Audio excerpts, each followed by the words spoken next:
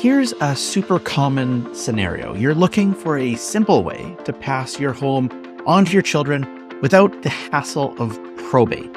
You've heard a tip or two about adding your child directly onto your home's title, and you think, what could be simpler? Mission accomplished. But what if I told you that this simple decision opens up a Pandora's box of legal issues, tax headaches, and family disputes, turning your well-intentioned plan into a potential nightmare? From unexpected tax bills to legal complications that could tie your property up in ways you never imagined, the truth behind this common strategy is far from straightforward. And with recent changes in Canadian law requiring a T3 trust return for arrangements deemed to be a bare trust, the complexity and potential for missteps has only increased.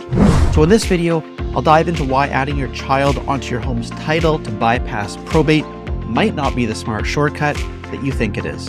We'll explore the hidden risks, the real costs, and most importantly, safer alternatives to ensure that your estate planning strengthens rather than jeopardizes your family's future. And in the end, I'll give you a way to make sure that you get all of your questions answered, tailored to your own situation.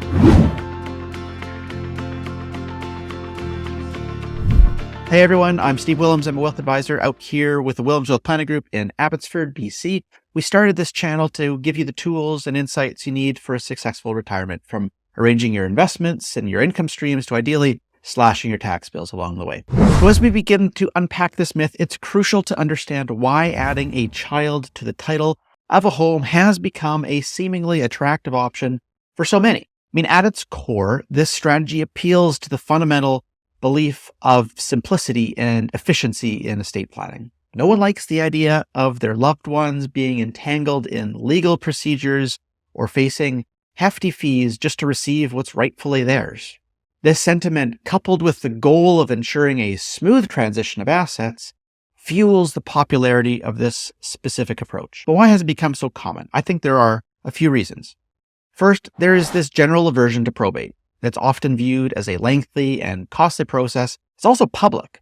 Many wish to avoid this for their heirs, and so they hope to spare them the hassle and the expense. So for example, out here in BC, probate fees on $1 million home can indeed seem maybe steep. They're about 1.4% of the value of the home, assuming that's the only asset in the estate. So it would come at a cost of about $14,000 for that asset to pass through the probate process, which leads many to seek alternatives. Secondly, there's this widespread belief that estate planning needs to be complex for it to be effective. This misconception drives people to look for simpler solutions that maybe appear to kind of cut through the red tape. Adding your child onto your home's title, it might feel like an easy way to kind of transfer those assets without getting bogged down in, the legal complexities. Then there's the influence of well-meaning advice from friends and family, and maybe even the internet. Stories of successful bypassing of probate. These things circulate widely, often without the full context or understanding of that person's situation, or even the potential downsides. So that's why this myth exists. But why do I suggest it's a lousy idea? Perhaps even a big mistake. And by the way, in this video, we're talking about adding your kid on title to your home, but the same thinking also applies to other ownership changes that you might be thinking about. Maybe adding them onto a joint bank account or a joint investment account, essentially adding a child on in a way where, it's not yours, it's still mine, I'll pay the tax on it, but we'll just do this for estate planning purposes. A lot of air quotes. All my comments below generally will apply to those situations as well. So let's start with the first item, the legal implications and risks. These are not mere formalities, but significant hurdles that can disrupt your intentions and put your family's harmony and even your assets at risk. So let's explore the 3 reasons why this approach can be problematic from a legal perspective. Well, first, there's a huge risk of unintended consequences. You see, when you add a child on title of your home, you're not just bypassing probate, you're changing the ownership structure of your property. This doesn't mean you're simply giving them a path to an inheritance. You're giving them legal rights over your property now. This includes decision-making powers that can affect your ability to sell or refinance your home in the future. Should your child face financial difficulties in the future, your property could become entangled in their creditors' claims, potentially leading to a forced sale or even liens placed against your home. We also need to keep in mind that this isn't quite as simple as it might seem from the outset. Contrary to the goal of simplifying your estate matters, adding a child to your home's title can actually complicate your legal situation. This move requires navigating a maze of legal documentation, potentially engaging in costly legal battles should disputes arise. Additionally, should circumstances change and you wish to reverse the decision, this process could also be complex, if not more so than the original action. So that's just some of the legal issues, but there are also two tax issues at play here. So first, let's talk about capital gains tax. When you transfer a portion of your home's title to a child for tax purposes, it's considered a deemed disposition. This means that the portion of the home that you transfer, it's as if you sold it at its current market value. If the property has appreciated in value since you bought it, this transaction could trigger capital gains tax if it's not your principal residence. This isn't just a paper transaction. It has real financial implications. You could be facing a significant tax bill in this case, one that could have been mitigated or even avoided with alternative estate planning strategies. This aspect alone requires careful consideration as it can erode the very estate that you're trying to protect and pass on. So we have legal issues, we have tax issues, there's also relational dynamics that we've seen play out.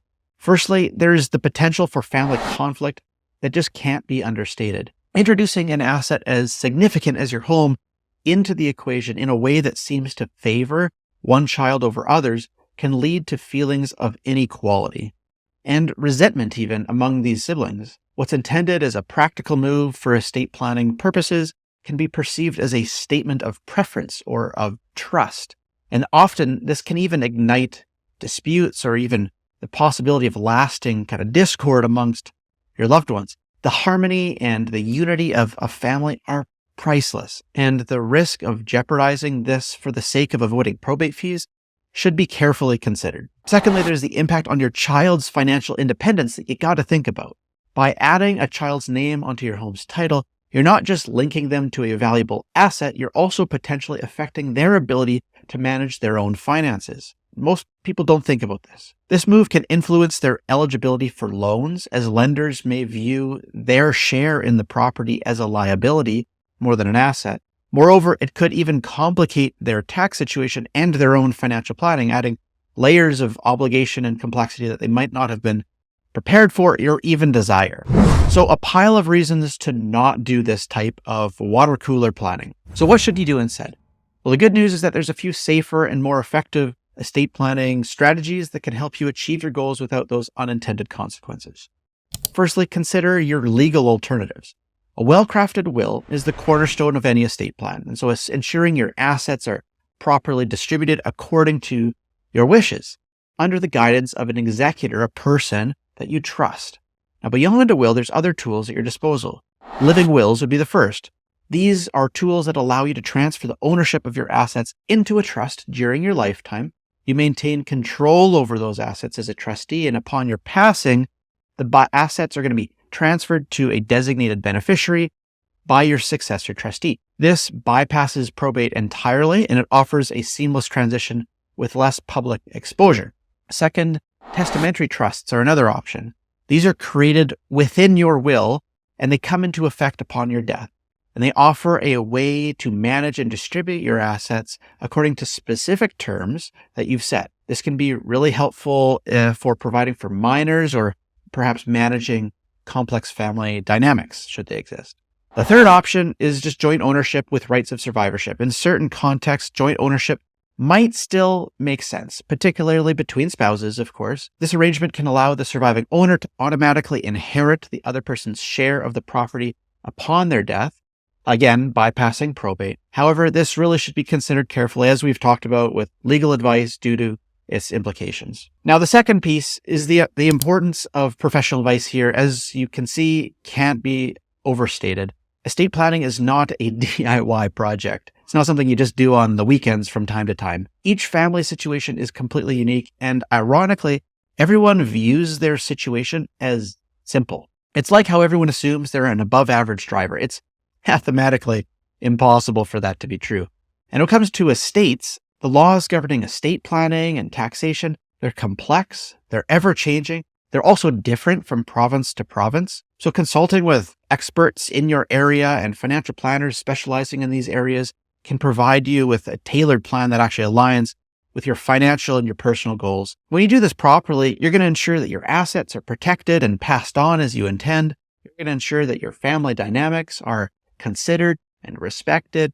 And you're going to make sure that the most tax efficient decisions are being made both for you today and for your estate or your heirs down the road. Our team does this kind of work all the time. So if you'd like to see what pathways may make sense for you to bypass probate in retirement, that's what we do. Every week we set aside a few hours to help folks who have their own questions. So if you'd like to grab one of those time slots, I'll put a link in the description below for you to take advantage of that offer.